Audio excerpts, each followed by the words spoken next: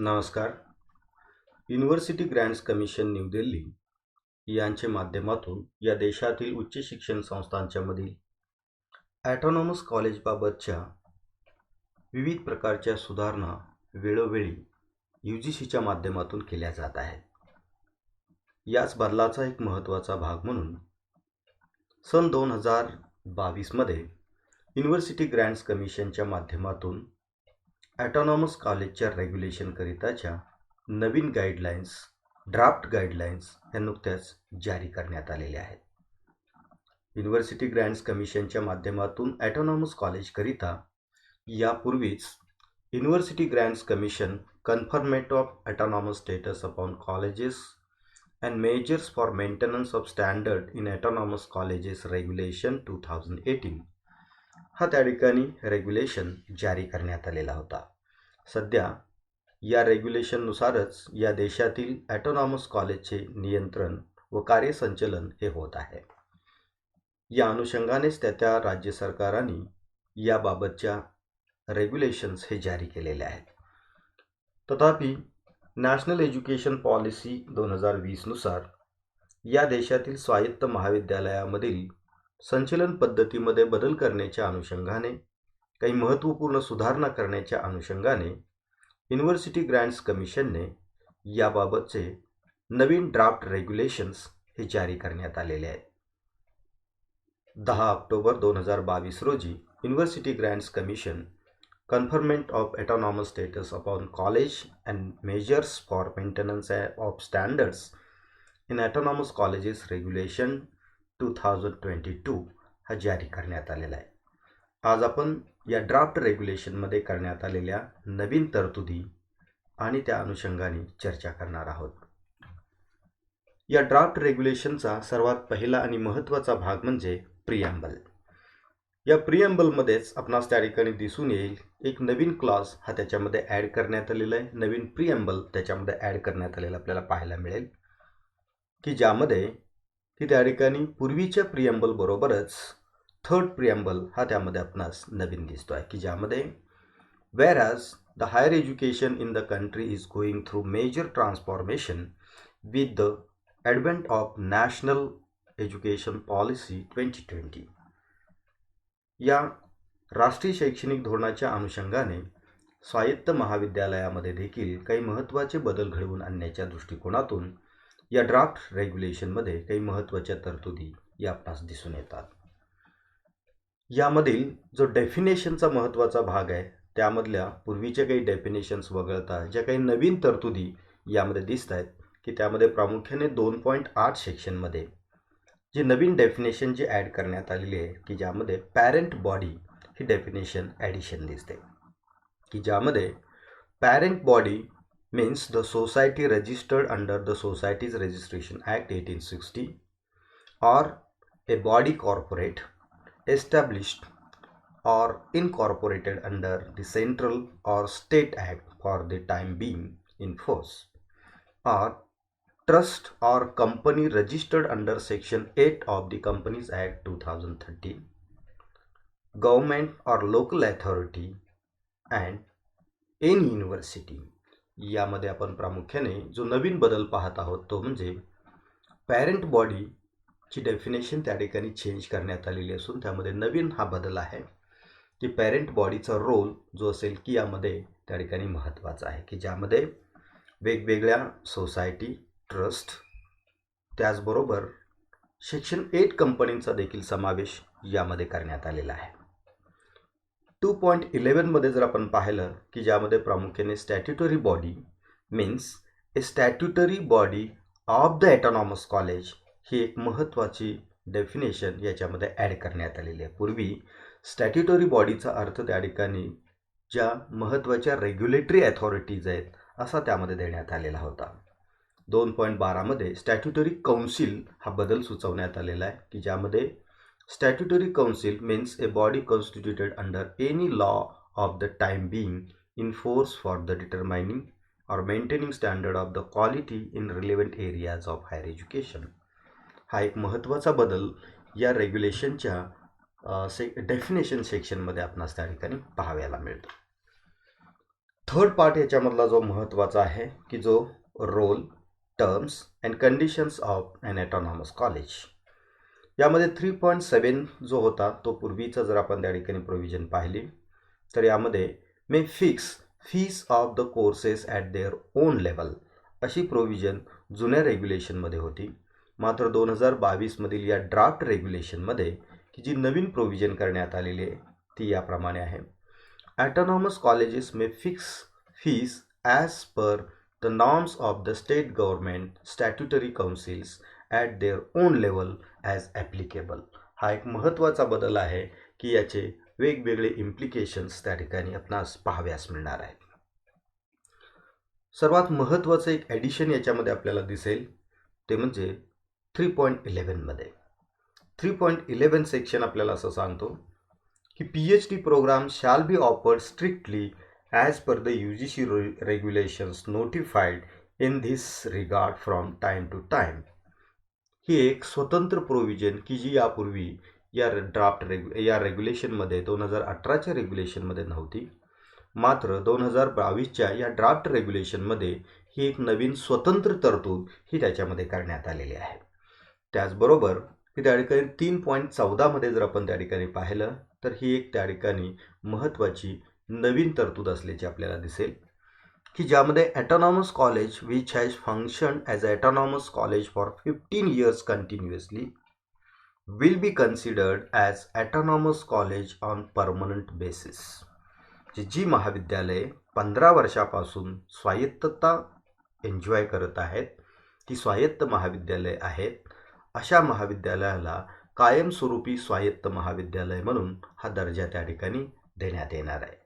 परंतु जरी असं असलं तरी त्यामध्ये पुढची प्रोव्हिजन असे सांगते, however such permanent autonomous college is required to maintain the required grade of NAC, NBA, etc.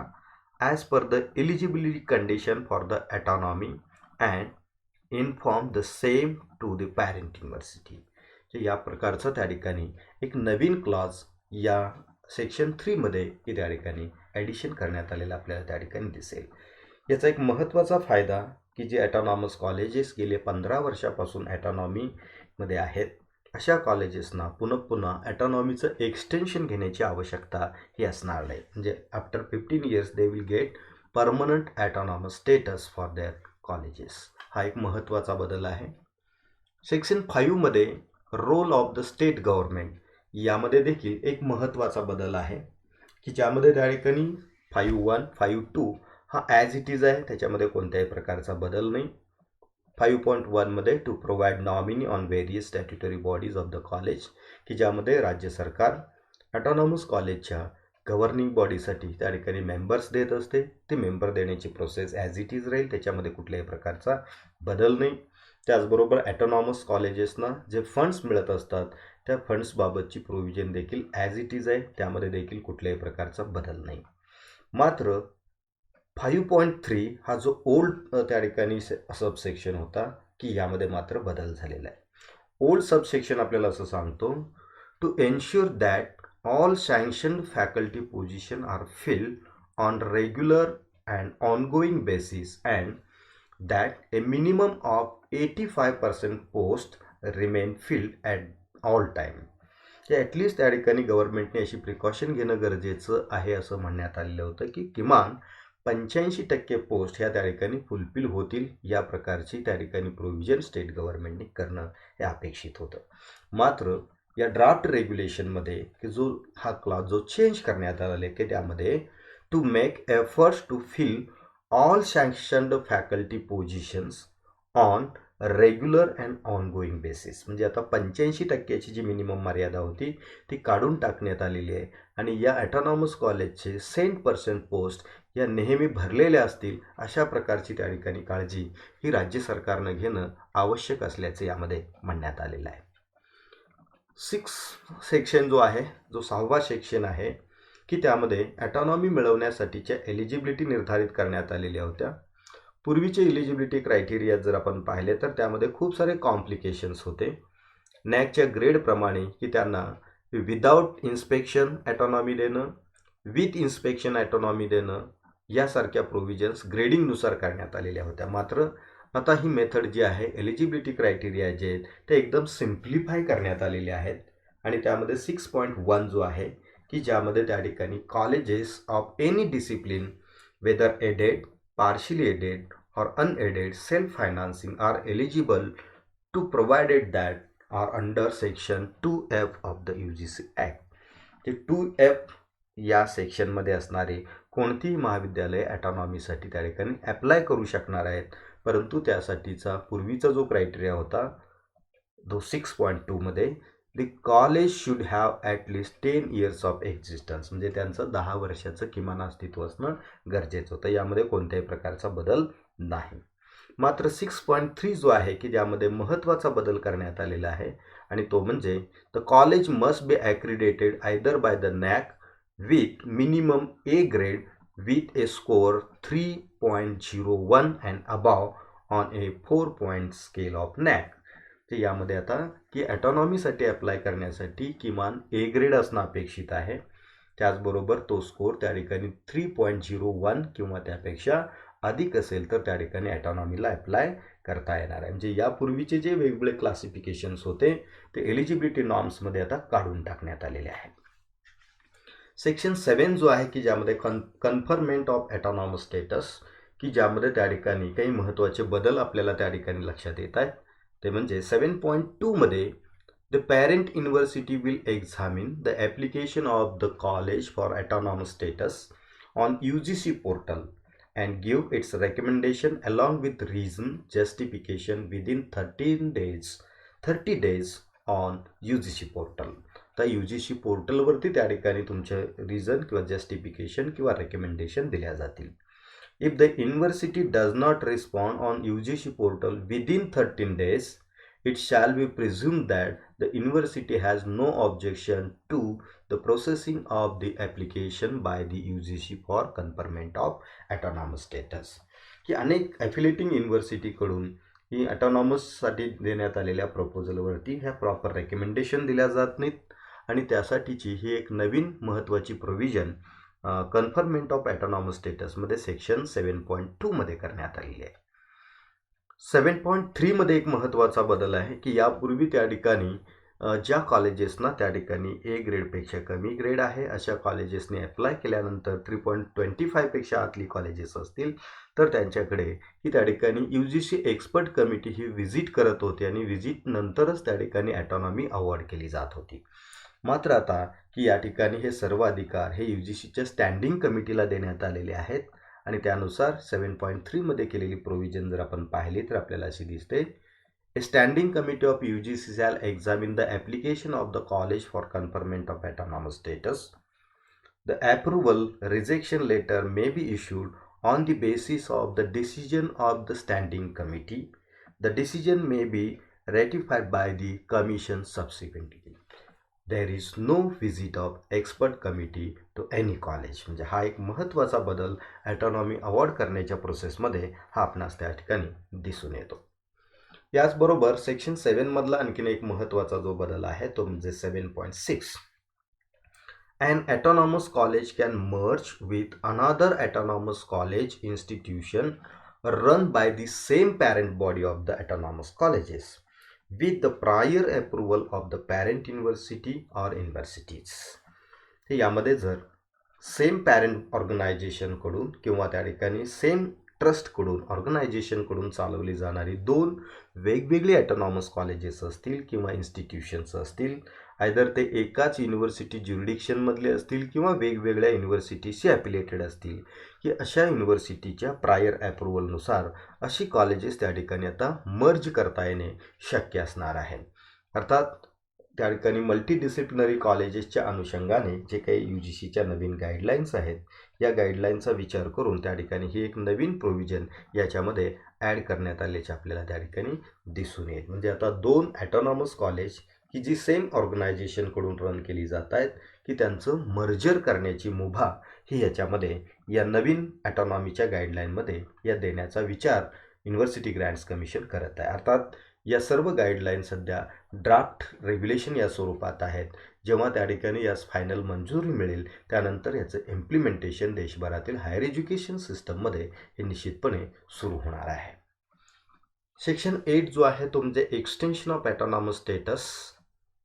This is the new provision. पूर्वीच्या रेग्युलेशन 2018मध्ये अशा प्रकारची कोणतीही तरतूद त्याच्यामध्ये सेपरेट तरतूद नव्हती, सेपरेट सेक्शन नव्हता. मात्र 2022च्या या ड्राफ्ट रेग्युलेशनमध्ये मात्र सेक्शन 8 हा एक्सटेन्शन ऑफ ॲटॉनॉमस स्टेटसच्या बाबतची ही नवीन प्रोव्हिजन करणारा या ठिकाणी क्लॉज हा ॲड करण्यात आलेला आहे, की ज्यामध्ये 8.1 मध्ये if an autonomous college having NAC with minimum A grade with score of 3.01 and above on 4-point scale basis on the last day of the completion of the autonomy period, the college shall automatically be granted extension of autonomous status for further 10 years. ते यामध्ये आता त्या ठिकाणी पुन्हा extension of ॲटॉनॉमीसाठी application submit करणे, document submit करणे ही process जी होती त्यामध्ये आता काढून टाकण्यात आलेली आहे. तथापि provided that the college has followed the procedure stipulated in the class 8.2. त्यामध्ये 8.2 मध्ये जी पुढे प्रोव्हिजन दिलेली आहे ती प्रोव्हिजन त्या ठिकाणी फॉलो केलेली असणं अत्यंत आवश्यक आहे.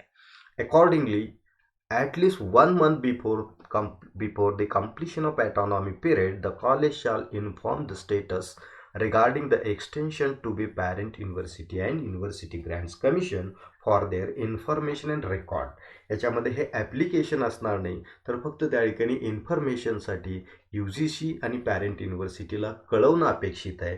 सध्याच्या गाईडलाईननुसार जर आपण पाहिलं तर त्यासाठी ॲप्लिकेशन सबमिट करणं हे पॅरेंट युनिव्हर्सिटीच्या माध्यमातून एक्सटेन्शनचं ॲप्लिकेशन सबमिट करणं आवश्यक होतं.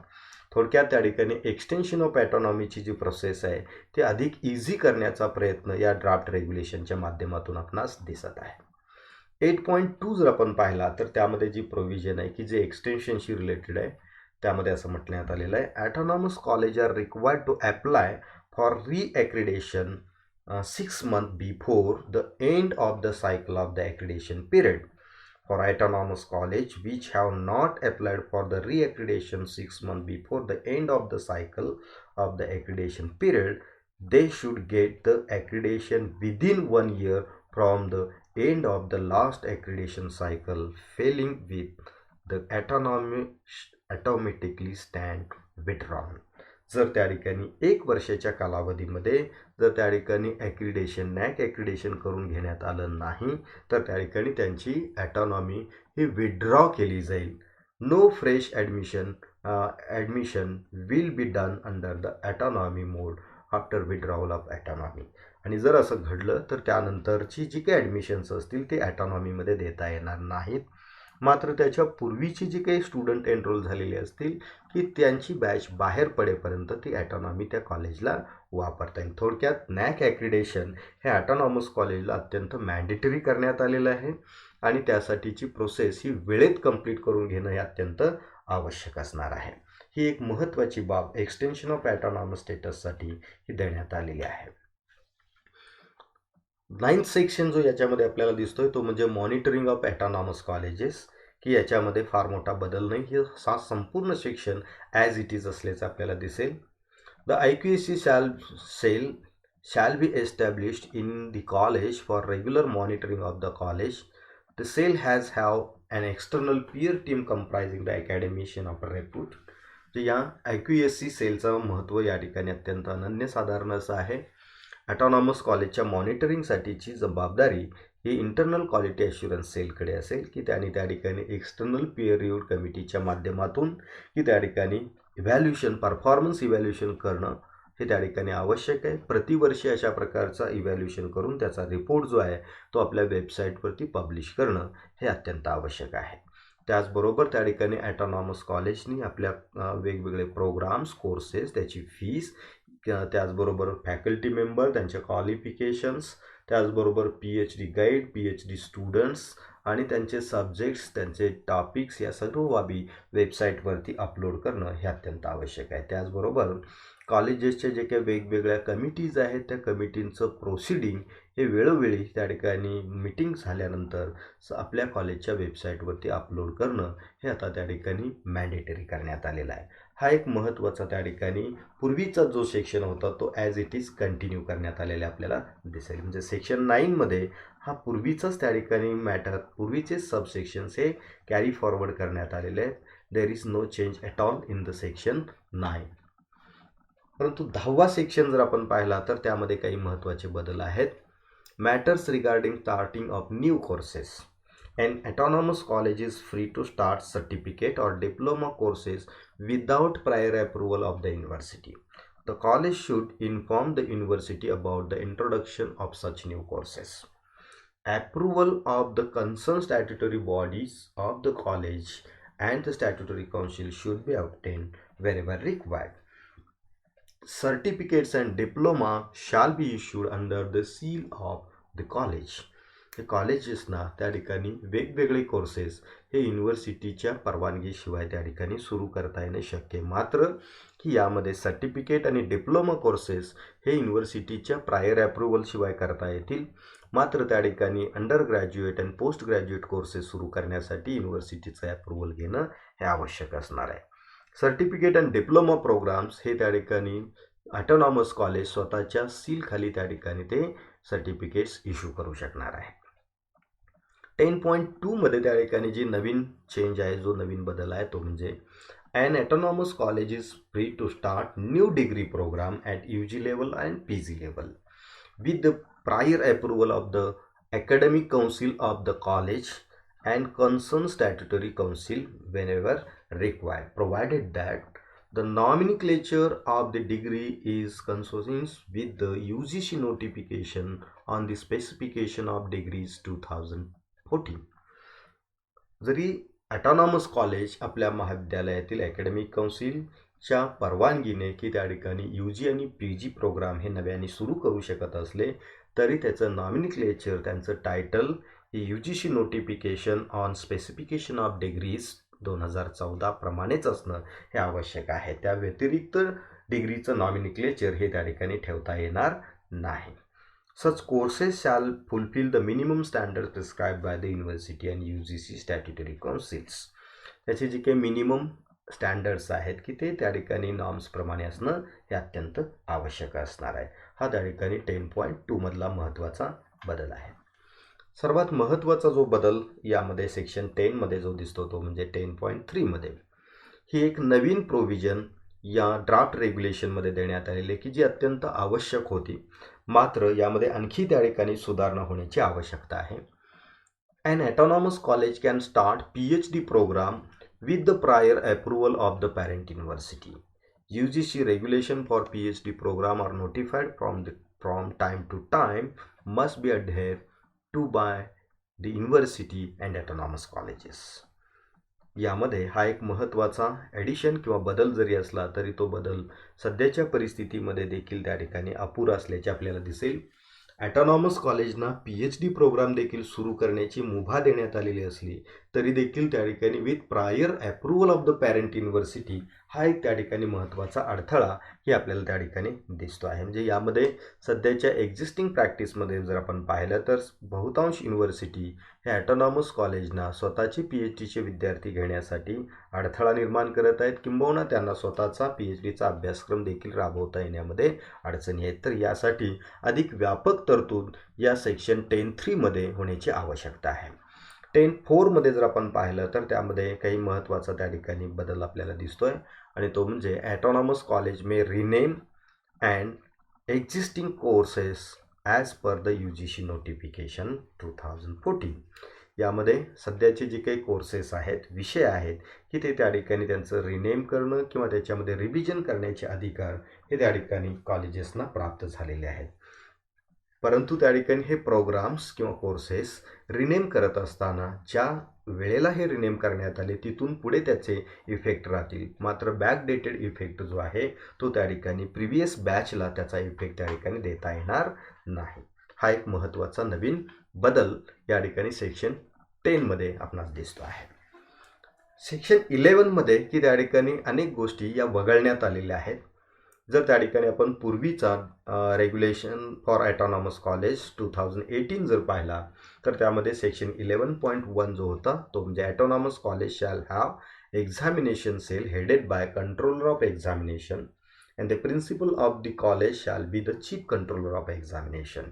ही तरतूद त्या ठिकाणी पूर्णपणे वगळण्यात आलेली आहे. त्याचबरोबर सेक्शन 11.2 मध्ये जर आपण पाहिलं तर controller of examination shall be assisted by the deputy controller of the examination along with other office support. ही देखील तरतूद याच्यामध्ये वगळण्यात आलेली आहे. अर्थात याचे त्या ठिकाणी दूरगामी परिणाम एक्झामिनेशन सेलच्या कामकाजावरती होणार आहेत. तर ही तरतूद जी आहे ती अधिक एक्सटेंड करण्याची गरज होती. मात्र त्या ठिकाणी त्याच्यामध्ये जो बदल करण्यात आलेला आहे तो असा आहे, Autonomous college shall have an examination cell and should maintain all the records of the students evaluation and examination. परंतु हे रेकॉर्ड मेंटेन करण्यासाठी आवश्यक असणारा जो स्टाफ आहे त्याबाबत नेमकं त्या ठिकाणी काय केलं पाहिजे याबाबतची सविस्तर तरतूद याच्यामधून काढून टाकण्यात आलेली की जी पुन्हा त्या ठिकाणी ठेवण्याची आवश्यकता आहे. 12 सेक्शन जो आहे की त्यामध्ये अत्यंत महत्त्वाचा बदल त्या ठिकाणी दिसतो आहे जो आहे फायनान्शियल असिस्टन्सशी संदर्भात.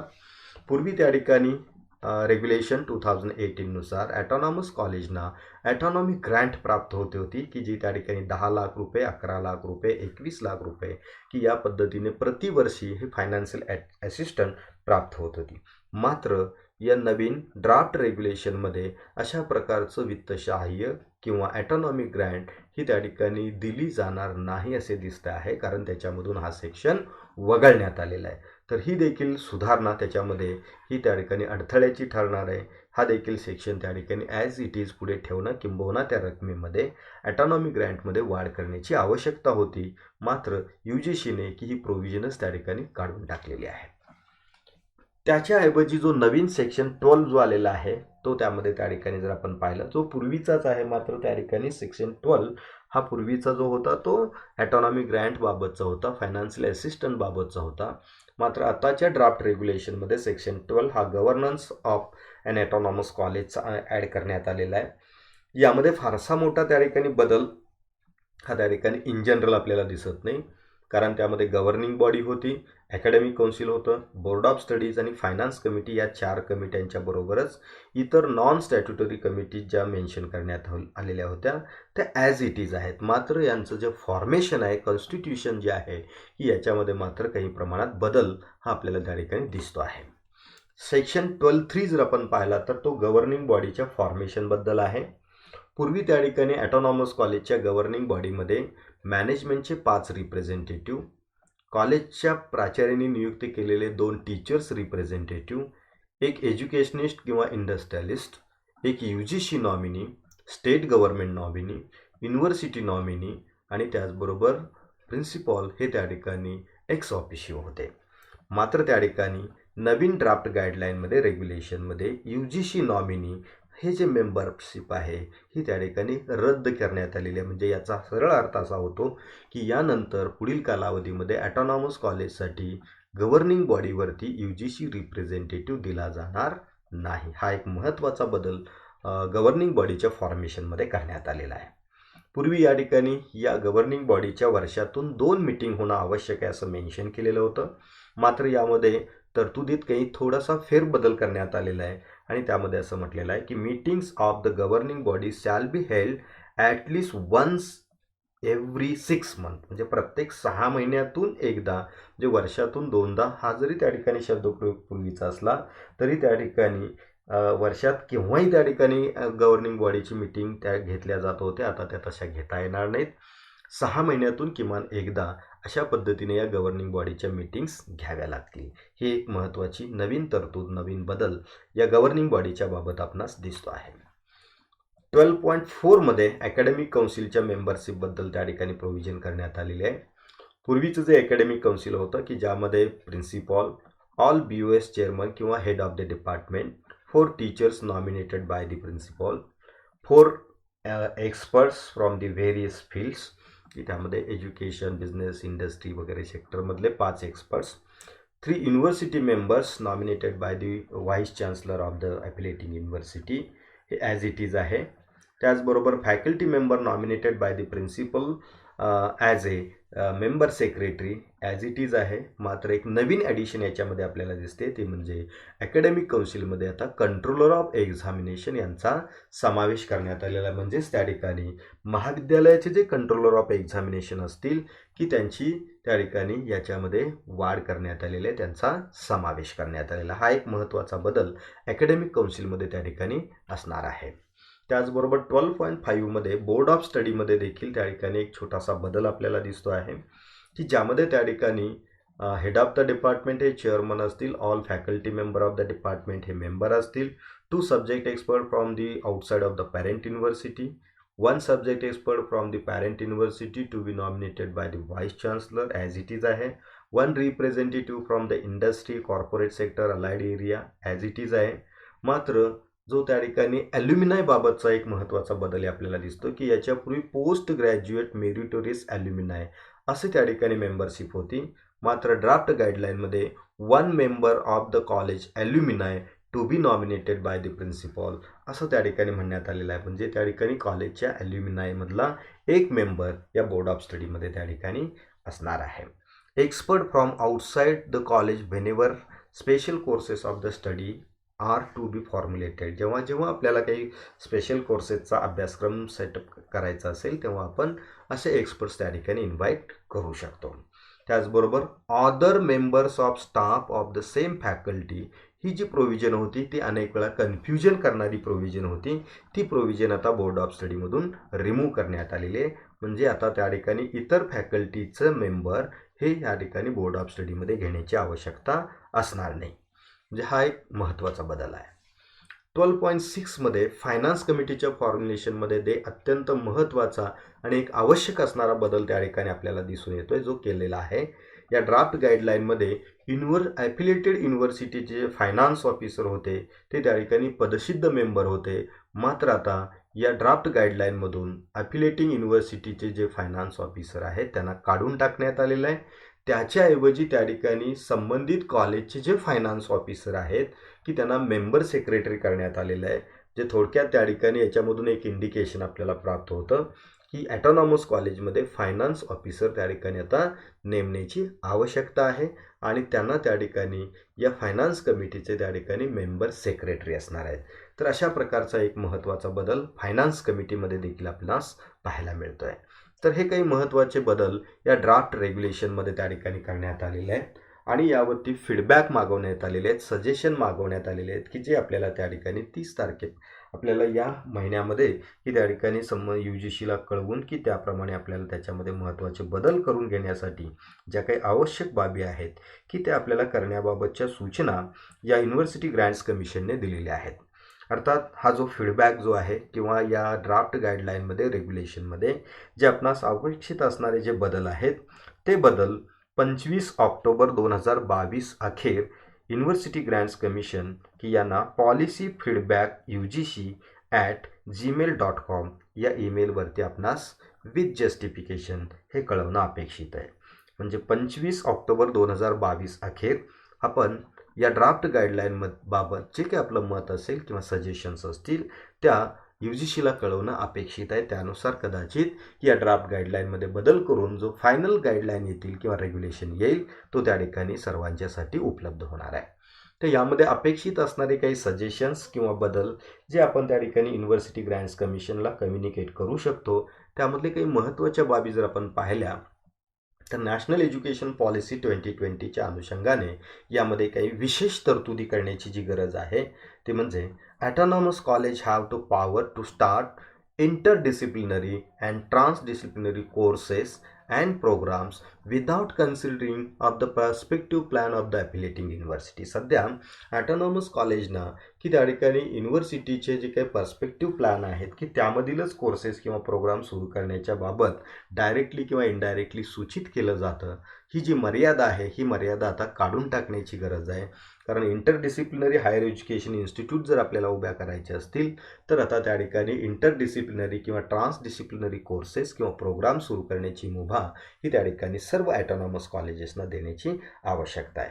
त्याचबरोबर जे सिंगल फॅकल्टी ॲटॉनॉमस कॉलेजेस आहेत की त्यांना इतर फॅकल्टीचे प्रोग्राम सुरू करण्याची, कोर्सेस सुरू करण्याची, प्रोग्राम सुरू करण्याची परवानगी आता देणं हे अपेक्षित आहे. त्याशिवाय हे जे काही सिंगल फॅकल्टी ॲटॉनॉमस कॉलेजेस आहेत ती मल्टी डिसिप्लिनरी हायर एज्युकेशन इन्स्टिट्यूटमध्ये रूपांतरित होऊ शकणार नाही आहेत. त्याचबरोबर की त्या ठिकाणी जे आउटडेटेड झालेले एक्झिस्टिंग कोर्सेस आहेत की त्याच्याऐवजी नवीन कोर्सेस रिप्लेस करण्याची परवानगी त्या ठिकाणी अपेक्षित आहे. आणि ही जर प्रोव्हिजन UGCने केली तर ॲटोमॅटिकली त्या ठिकाणी त्या राज्य सरकारांना त्याप्रमाणे आपल्या नियमामध्ये किंवा कायद्यामध्ये रेग्युलेशनमध्ये बदल करता येतील आणि त्याचा फायदा ॲटॉनॉमस कॉलेजना करता येईल किंवा त्याचा फायदा विद्यार्थ्यांच्यापर्यंत पोहोचवता येईल. त्याचबरोबर युनिव्हर्सिटी ग्रँट कमिशनच्या या ड्राफ्ट रेग्युलेशनमध्ये PhD प्रोग्राम सुरू करण्याचे अधिकार देण्यात आलेले असले तरी प्रत्यक्षात संबंधित युनिव्हर्सिटीकडून यामध्ये खूप सारे अडथळे आजही त्या ठिकाणी निर्माण केलेले आपल्याला दिसून येतात. कारण PhD प्रोग्राम सुरू करण्याची परवानगी दिली जाते, मात्र त्यासाठीचे एंट्रन्स घेण्याची परवानगी संबंधित ॲटॉनॉमस कॉलेजला दिली जात नाही. त्याचबरोबर विद्यार्थी सिलेक्ट करण्याची, निवड करण्याची प्रक्रिया, स्टुडंटचे सिनॉप्सिस किंवा रिसर्च प्रपोजल ॲनालिसिस करणं किंवा स्क्रुटिनी करण्यासाठीच्या आवश्यक असणारे departmental research committee, research advisory committee, board of research and development किंवा इन्स्टिट्यूशनल रिसर्च कमिटी या स्थापन करण्याची परवानगी आत्ता नाही. आणि त्यामुळे त्या ठिकाणी कम्प्लिटली या PhDच्या बाबत विद्यापीठावरती, ॲफिलेटिंग युनिव्हर्सिटीवरती डिपेंड राहावं लागतं. तर याच्यासाठी काही महत्त्वाचे बदल या ड्राफ्ट रेग्युलेशनच्या माध्यमातून जर झाले तर निश्चितपणे जो फायनल रेग्युलेशन येईल की त्यामध्ये याचा फायदा हा ॲटॉनॉमस कॉलेजना PhD प्रोग्राम हा इतर UG-PG प्रोग्रामपणे इझिली त्या ठिकाणी एक्झिक्यूट करता येणं, रन करता येणं त्या ठिकाणी शक्य होईल. त्याचबरोबर की त्या ठिकाणी autonomous college can frame revise curriculum of the PhD programme. अनेक विद्यापीठांच्यामध्ये सध्या ही एक मोठी अडचण आहे की जरी त्या ठिकाणी ॲटॉनॉमस कॉलेजला PhD कोर्स सुरू करण्याची परवानगी असली तरी त्याचा अभ्यासक्रम रिवाइज करणं किंवा फ्रेम करण्याची मुभा हे त्या ॲफिलेटिंग युनिव्हर्सिटी ॲटॉनॉमस कॉलेजला देत नाही आहेत. कारण याला UGC गाईडलाईनचा त्या ठिकाणी दाखला दिला जातो आणि ही युनिव्हर्सिटीची रिस्पॉन्सिबिलिटी आहे. त्यामुळे युनिव्हर्सिटी ज्याप्रमाणे सिलॅबस फ्रेम करेल त्याचप्रमाणे त्या ठिकाणी त्याप्रमाणे तो सिलॅबस ॲफिलेटेड जी ॲटॉनॉमस कॉलेजेस आहेत त्यांनी फॉलो करणं अपेक्षित आहे असं बहुतांश युनिव्हर्सिटीमध्ये सांगितलं जातं आहे आणि त्यामुळे त्याचा अडथळा निर्माण होत आहे. त्याचबरोबर there should be a separate autonomous cell headed by the IQAC coordinator along with the technical assistant and administrative staff. Autonomous कॉलेजचं मॉनिटरिंग करण्याची जबाबदारी IQACवरती देण्यात आलेली असली तरी त्यासाठीचा स्वतंत्र सेल स्थापन करून त्याला assistant, technical assistant, administrative staff provide करण्याची तरतूद या ड्राफ्ट गाईडलाईनमध्ये केली तर याचं मॉनिटरिंग हे इफेक्टिव्हली होऊ शकेल आणि त्याचा निश्चितपणे फायदा ॲटॉनॉमस कॉलेजला होऊ शकेल. त्याचबरोबर ॲटॉनॉमस कॉलेजमध्ये एंटरप्रेन्योरशिप डेव्हलपमेंट सेल हा जर कंपल्सरी केला तर त्याचा फायदा उद्योजकतेचा विकास करण्यासाठी, सेल्फ एम्प्लॉयमेंट वाढीसाठी निश्चितपणे होऊ शकतो आणि त्याची तरतूद या ड्राफ्ट गाईडलाईनमध्ये होणे अपेक्षित आहे असे वाटतं. त्याचबरोबर ॲटॉनॉमस कॉलेजमध्ये कंट्रोलर ऑफ एक्झाम नेमण्याबाबतची पूर्वीची प्रोव्हिजन ही आता काढून टाकण्यात आलेली आहे, मात्र ती पुन्हा त्या ठिकाणी रिइंट्रोड्यूस करण्याची गरज आहे आणि त्याच्या क्वालिफिकेशन्स यासारख्या बाबी देखील निर्धारित करून दिल्या तर निश्चितपणे त्या ठिकाणी याची अपॉइंटमेंट फुल टाईम अपॉइंटमेंट करणं गरजेचं आहे. कारण ॲटॉनॉमस कॉलेजमधलं कंट्रोलर ऑफ एक्झामची ड्युटी किंवा नेचर ऑफ वर्क जर आपण पाहिलं तर हे फुल टाईम काम त्या ठिकाणी राहतं आणि त्याच्यासाठी स्वतंत्र जर कंट्रोलर ऑफ एक्झाम नेमला तर त्या ठिकाणी त्याचा मोठा फायदा होऊ शकेल असं वाटतं. ॲटॉनॉमस कॉलेजच्या माध्यमातून सेल्फ एम्प्लॉयमेंट आणि एम्प्लॉयमेंट वाढीसाठी full time training and placement ऑफिसरची नियुक्ती करण्याची प्रोव्हिजन या ड्राफ्ट गाईडलाईनमध्येच किंवा या गाईडलाईनमध्ये रेग्युलेशनमध्ये जर केली तर निश्चितपणे त्याप्रमाणे पुढच्या प्रोव्हिजन्स होऊ शकतील आणि त्याचा फायदा विद्यार्थ्यांच्यापर्यंत पोहोचू शकेल. त्याचबरोबर या ॲटॉनॉमस कॉलेजेसमध्ये बोर्ड ऑफ स्टडीज आहेत, ॲकॅडमिक काउन्सिल आहे, गव्हर्निंग बॉडी आहे, फायनान्स कमिटी आहे. मात्र या संपूर्ण प्रोसेसेस एक्झिक्यूट करण्यासाठी ही त्या ठिकाणी डीनची आवश्यकता आहे. वेगवेगळ्या फॅकल्टीसाठी डीनची नेमणूक करण्याची त्या ठिकाणी परवानगी UGCने या रेग्युलेशनच्या माध्यमातून जर केली अर्थात त्या ठिकाणी हे डीन्स ऑनररी डीन्स किंवा रेम्युनरेटिव्ह डीन्स या दोन्ही पद्धतीने त्या ठिकाणी करता येऊ शकतात. अशा प्रकारची तरतूद की या रेग्युलेशनमध्येच करण्याची आवश्यकता आहे. कारण वेगवेगळ्या फॅकल्टी वेगवेगळ्या BOSना कोऑर्डिनेट करण्यासाठी ही डीनची आवश्यकता असल्याचे आपल्याला दिसून येते. तर यासारख्या काही सूचना की आपण त्या ठिकाणी या ड्राफ्ट गाईडलाईनच्या रेग्युलेशनच्या अनुषंगाने जर UGCला दिल्या तर निश्चितपणे हा जो येणारा जो काही त्या ठिकाणी रेग्युलेशन आहे त्याच्यामध्ये अधिक त्या ठिकाणी सुधारणा होऊ शकतील आणि त्याचा फायदा हा त्या ठिकाणी देशातल्या सर्वच ॲटोनॉमस कॉलेजेसना त्या ठिकाणी होऊ शकेल असं वाटतं. मला वाटतं या विवेचनावरून आपणास सध्याचा जो काही ड्राफ्ट रेग्युलेशन आहे त्यामध्ये नेमके काय बदल झालेले आहेत आणि आणखी त्याच्यामध्ये सुधारणा काय होण्याची आवश्यकता आहे की या अनुषंगाने आवश्यक असणारी माहिती ही आपणास त्या ठिकाणी मिळालेली असेल. धन्यवाद.